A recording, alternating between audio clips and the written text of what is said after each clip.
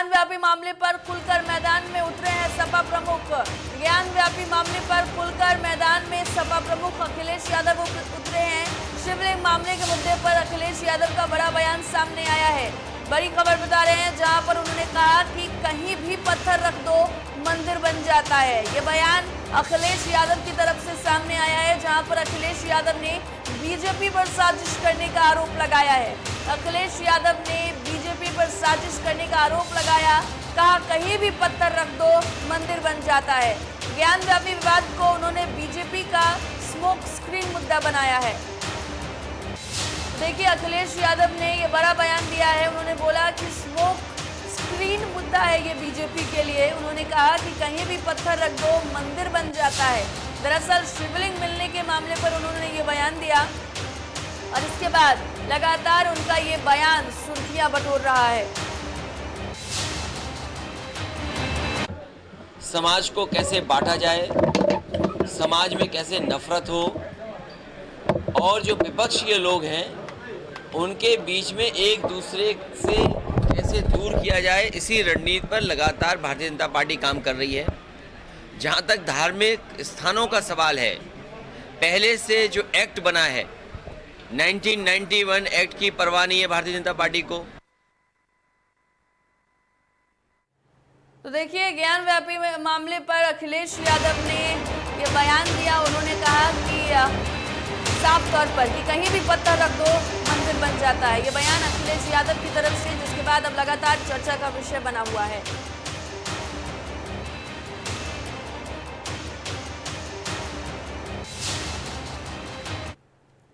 मुख्यमंत्री योगी आदित्यनाथ ने सड़क सुरक्षा को लेकर विभागों को कई अहम दिशा निर्देश दिए हैं। सीएम ने वीडियो कॉन्फ्रेंसिंग के जरिए कहा कि गृह विभाग और परिवहन विभाग की जिम्मेदारी है कि सड़क किनारे वाहन खड़े ना हो। मुख्यमंत्री ने इस संबंध में जागरूकता अभियान चलाकर कार्रवाई करने के भी निर्देश दिए हैं। सीएम ने इस दौरान ये भी कहा कि हेलमेट अनिवार्य है।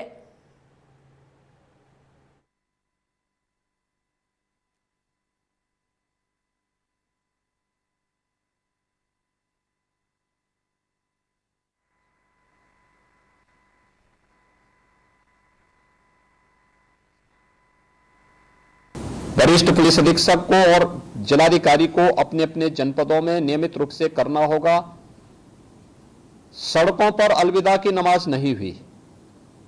हमें सुनिश्चित करेंगे कि सड़कें आने वाले समय में भी किसी भी प्रकार की अव्यवस्था का कारण नहीं बनना चाहिए। सड़कें खुली होनी चाहिए। सामान्य लोगों के आवागमन के लिए उसमें पूरी व्यवस्था होनी चाहिए। इसीलिए जो पिछली वीसी मेरी थी उसका ही ये सेकंड वर्जन है कि अब हमें इसके आगे बढ़ना है। और इसीलिए मैंने आज इतने बड़े पैमाने पर सभी नगर निकायों को, सभी 734 नगर निकायों को इसके साथ जोड़ने के लिए कहा है। सभी लोग आज इसके साथ जुड़े हुए हैं। कासगंज जनपद के थाना सिकंदरपुर वेस्ट क्षेत्र के ग्राम सालवत नगर में जमीन पैमाइश के दौरान भाजपा मंडल अध्यक्ष अर्जुन सिंह बैश के साथ पुलिस कर्मियों द्वारा मारपीट का मामला सामने आया। मंडल अध्यक्ष के साथ हुई वारदात को लेकर भाजपाइयों ने थाने का घेराव कर पुलिस कर्मियों पर कार्रवाई की मांग की है। सूचना मंडल अध्यक्ष द्वारा थाने में दी गई। पुलिस मौके पर पहुंचकर, जिसमें दारोगा और एक सिपाही ने मंडल अध्यक्ष के साथ मारपीट कर डाली। मंडल अध्यक्ष के साथ हुई वारदात को लेकर भाजपाइयों का गुस्सा फूट पड़ा, जिसके बाद भाजपाइयों ने थाने का घेराव कर पुलिस कर्मियों के खिलाफ कार्रवाई की मांग की।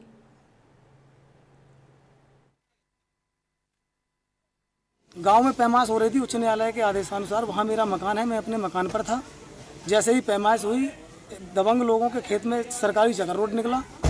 उन्होंने मुझे गाली गलौज देते हुए कि तू नेता है भाजपा का, तू ही पैमाइश करा रहा है, मुझ पर आक्रमण कर दिया। मुझे मारा पीटा मेरे घर में घुसकर, और उन्हीं के द्वारा उनकी पुलिस के साथ सेटिंग थी। तो दरोगा जी और कांस्टेबल ने जाके मेरी ही मारपीट की। चूँकि मैं भाजपा पदाधिकारी हूँ, संवेदनशील इलाके में रहता हूँ, मेरा विधायक यहाँ हार गया है, यहाँ सपा का विधायक जीत गया है, इसलिए हमारे सब कार्यकर्ताओं के ऊपर अत्याचार हो रहा है। हामिरपुर जनपद के सरीला तहसील के चिकासी गांव के ग्रामीणों ने डीएम को ज्ञापन सौंपा है, जिसमें उन्होंने बताया कि सहायक चकबंदी अधिकारी आदित्य वर्मा लगभग 11 वर्षों से चिकासी गांव के सर्किल में कार्यरत हैं। उन्होंने आरोप लगाया है, जिसमें उन्होंने बताया कि एसीओ द्वारा गांव के लोगों के बीच पार्टी बंदी करवा दी गई है, जिसमें सरकार को लाखों रुपए की क्षति पहुंची है। उन्होंने ज्ञापन के माध्यम से डीएम से मांग की है और एसीओ द्वारा किए गए कार्यों की जांच कराकर उनके विरुद्ध कार्रवाई की मांग की है। और चकबंदी से संबंधित ज्ञापन मिलना है। चकबंदी में जो अनियमितताएं हुई हैं, हमारे ग्राम चिकासी के काश्तकार उससे असंतुष्ट हैं और कोर्ट में मामला है। जब तक कोर्ट से कोई निस्तारण नहीं होता है, तब तक हम लोग किसी भी अधिकारी की किसी भी क्रिया प्रतिक्रिया को स्वीकार नहीं करते। जो अनियमितताएं हैं उसके बारे में जो है कि हम लोगों का मुकदमा हाई कोर्ट में चल रहा है 2016-17 से, तो जो उसका निर्णय होगा वो हम जो है कि मान लेंगे। वहाँ जो लोग कुछ लोग इस प्रकार के हैं जो फर्जी हस्ताक्षर, मरे हुए व्यक्तियों के हस्ताक्षर वगैरह जो है कि बनवा के बार बार अधिकारियों पर प्रेशर जमा के जो है कि नाप कराना चाहते हैं, जबकि हम लोग अभी भी अपने पुराने चकों पर जो है जारी काबिज है। मेरठ के पॉश मार्केट आबू लेन पर चाय की दुकान में भीषण आग लग गई। आग लगने से वहां रखे 2 सिलेंडर धमाके के साथ फट गए और आग ने विकराल रूप ले लिया। गनीमत रही कि कोई हताहत नहीं हुई है। घटना की सूचना मिलते ही दमकल के कर्मियों ने पानी के 2 टैंकरों की मदद से करीब 1 घंटे की मशक्कत के बाद आग पर काबू पाया। वहीं एएसपी कैंट चंद्रकांत मीना ने भी मौके पर पहुंचकर स्थिति का जायजा लिया।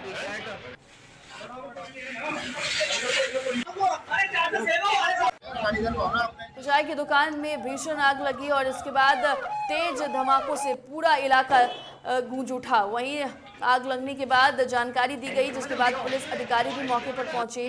दमकल की कई गाड़ियां मौके पर पहुंची और कड़ी मशक्कत के बाद आग पर काबू पाया गया। थाना सदर का आबू लेन की घटना है। यहाँ सूचना मिली है कि सिलेंडर फटे हैं, आग लगी है। तुरंत जैसे सूचना मिली है, लोकल पुलिस जो वहाँ पहुँच गई है और अग्निशमन जो है यंत्र यहाँ समय से पहुँचा दिए गए थे। फायर ब्रिगेड पहुँची है और आग बुझा दी गई है। किसी भी तरह की किसी की जान माल की हानि नहीं हुई है। और कितना नुकसान होगा, किसकी ये दुकान थी, क्या ये किसी लेडी की दुकान है, उनसे पूछताछ करी जाएगी और इन चीज़ों की हम जांच कर रहे हैं कि किस कारण से आग लगी है।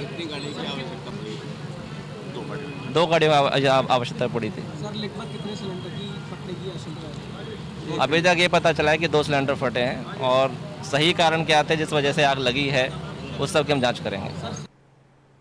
जौनपुर में बारातियों के साथ मारपीट करने का मामला सामने आया, जिसमें एक युवक गंभीर रूप से घायल हो गया, जिसे इलाज के लिए अस्पताल में भर्ती कराया गया। वहीं मामले में पीड़ित पक्ष का कहना है कि मारपीट के बाद कुछ लोग लाखों रुपए से भरा बैग छीनकर फरार हो गए और महिलाओं के साथ अभद्रता भी की है।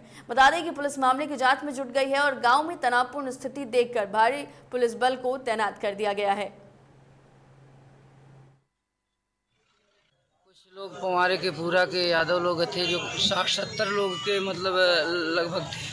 बोलेरो बस दोनों में थे, बोलेरो और बस में दोनों थे।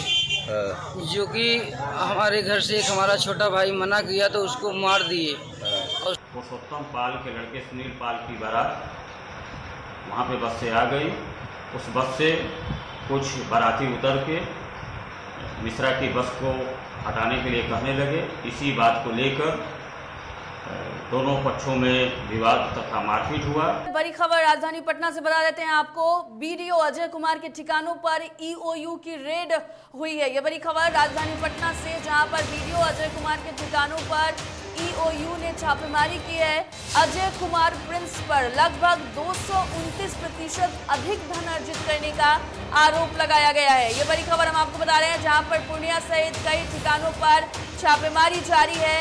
वैशाली, दानापुर, पश्चिम बंगाल स्थित मकान में भी छापेमारी की जा रही है।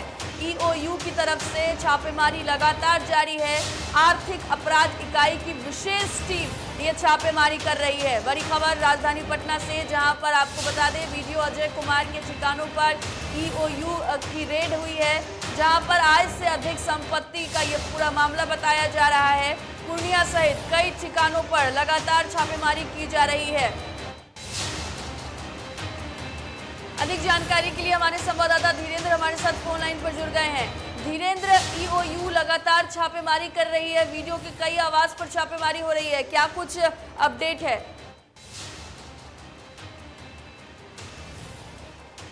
मुझे जिस तरीके से आर्थिक अपराध इकाई की टीम जो है भ्रष्ट अधिकारियों के ऊपर कार्रवाई कर रही है और इसी कड़ी में जो एक डीओ है उनके ऊपर भी कार्रवाई की है और उनके चार ठिकानों पर छापेमारी लगातार कर रही है। आपको बता दें कि ये जो ठिकाना है ये लगभग जो है पटना है, पश्चिम बंगाल है और उत्तरी कवा से 7 प्रखंड कार्यालय है डगरुआ, जो पूर्णिया जिला में स्थित है। डगरुआ प्रखंड कार्यालय, वो प्रखंड कार्यालय में भी छापेमारी चल रही है और लगातार जो है ईओयू की जो टीम है वो कार्रवाई कर रही है।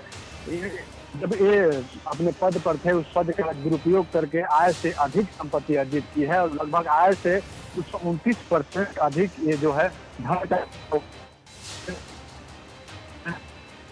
इस धन को उपार्जन किए हैं, अर्जित किए हैं।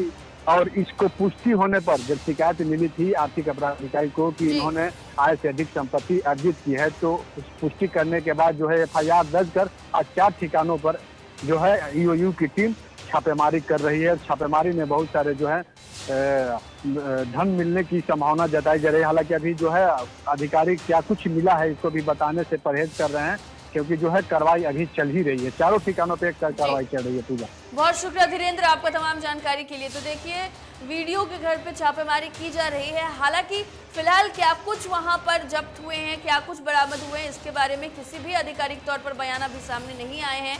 और बात अगर करें तो आय से अधिक संपत्ति का ये पूरा मामला है जिसमें ईओयू वीडियो पर शिकंजा कसे हुए है।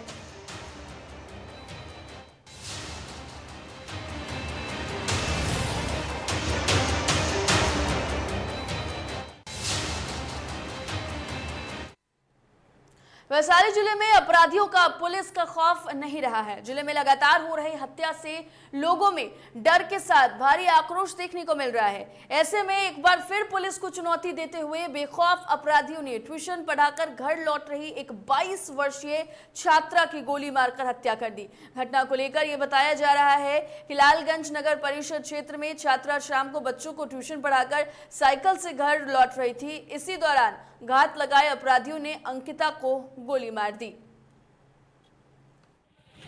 बच्ची को 2 ठो गोली मारा है। आपकी बच्ची क्या करती थी? टीचिंग करके लौट रही थी, ट्यूशन वगैरह पढ़ाती थी। घटना तो अभी 2 गोली इसके सीने में मारा है किसी ने, अभी जानकारी प्राप्त की जा रही है, पुलिस भी कार्रवाई में लगी है। लेकिन जो भी हुआ है वो काफ़ी निंदनीय है और अपराधी जो भी होगा, कोई ना कोई होगा तो वो पकड़ा ही जाएगा, ऐसा आप मान के चलिए। घटना तो हो गई है, इस बच्ची की मृत्यु हो गई है और ये होनहार बच्ची थी। बच्चों को पढ़ाने का काम, ट्यूशन का काम।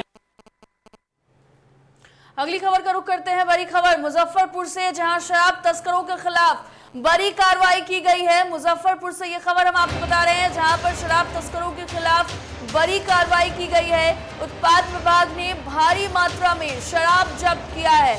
दरअसल टीम ने अहियापुर बोचहा इलाके में ये छापेमारी की है, जहां से भारी मात्रा में शराब बरामद किया गया है। छापेमारी में 1 ट्रक और 3 पिकअप पर लोड शराब जब्त किया गया है। ये बड़ी हम कह सकते हैं सफलता जरूर टीम को हाथ लगी है, जहां पर टीम ने अहियापुर बोचहा इलाके में छापेमारी की है और छापेमारी में 1 ट्रक और 3 पिकअप पर लोड शराब जब्त की गई है। छापेमारी की भनक लगते ही तस्कर मौके से फरार हो गए हैं। वहीं खुफिया बॉक्स में छिपाकर शराब की तस्करी की जाती थी, ये बातें निकलकर सामने आई है। जहां जब्त की गई शराब की कीमत लगभग 1 करोड़ रुपए बताई जा रही है। तो देखिए, लगातार बिहार में शराबबंदी कानून को ठेंगा दिखाते हुए तस्करों के द्वारा लगातार तस्करी जारी है। ऐसे में एक सफलता जरूर हाथ लगी है और यहाँ पर आपको बता दें कि लगभग 1 करोड़ रुपए की शराब जो है वो जब्त कर ली गई है।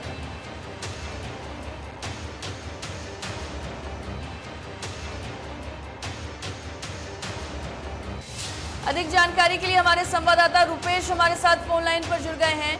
रुपेश, उत्पाद विभाग को यहाँ पर भारी सफलता हाथ लगी है। 1 करोड़ रुपए, लगभग 1 करोड़ रुपए का शराब तस्करी होने जा रहा था, क्या कुछ अधिक जानकारी है? बिल्कुल, मुझे आपको बता दें कि उत्पाद विभाग की टीम ने देर रात मुजफ्फरपुर के अहियापुर और थाने में गुप्त सूचना प्राप्त हुई थी कि अहियापुर थाने क्षेत्र में अवैध शराब की डिलीवरी होने को है। वहीं जब उस स्थल से उत्पाद विभाग की टीम ने छापेमारी की तो लगभग एक बड़ी ट्रक में भारी मात्रा में विदेशी शराब जब्त किया गया। साथ ही 3 पिकअप में शराब को लोड कर विभिन्न स्थानों पे भेजा जा रहा है। वहीं पुलिस ने एक अलग स्थान से भी एक पिकअप को जब्त किया जिसमें भारी मात्रा में शराब बरामद हुई। हालांकि किसी तस्कर की गिरफ्तारी नहीं हुई। बिल्कुल रुपेश, एक सवाल यहाँ पर पूछना चाहेंगे, ये जो 3 गाड़ियां और ट्रक बरामद हुई है तो क्या इसके नंबर के अनुसार जो मालिक है उससे उस पर कोई दबिश, उससे कोई पूछताछ, क्योंकि तस्कर भाग गए हैं और ऐसे में किसी की गिरफ्तारी होने के लिए पुलिस क्या कर रही है?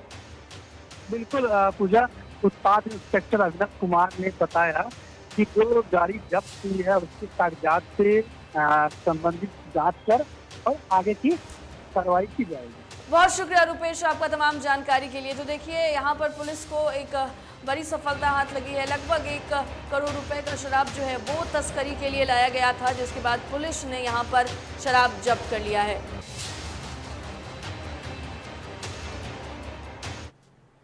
अगली खबर का रुख करते हैं। गुरुवार को बरौनी कटिहार रेलखंड के बरौनी जंक्शन पर एएलटीएफ की टीम ने शराब बरामद किया है। बता दें कि चेकिंग करने के दौरान मौर्य एक्सप्रेस के बोगी नंबर D3 के शौचालय के पास लावारिस हालत में 32 बोतल शराब की बरामद की गई है।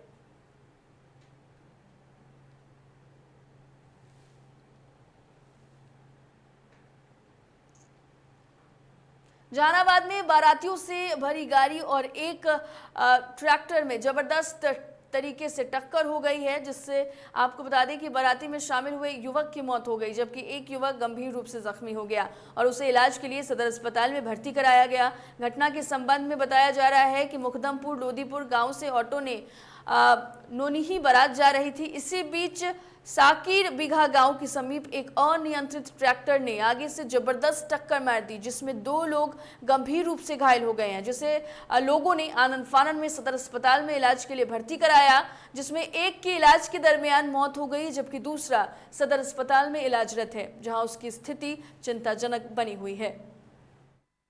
तेज बोले लोदीपुर से जा रहे थे बाराती नोनी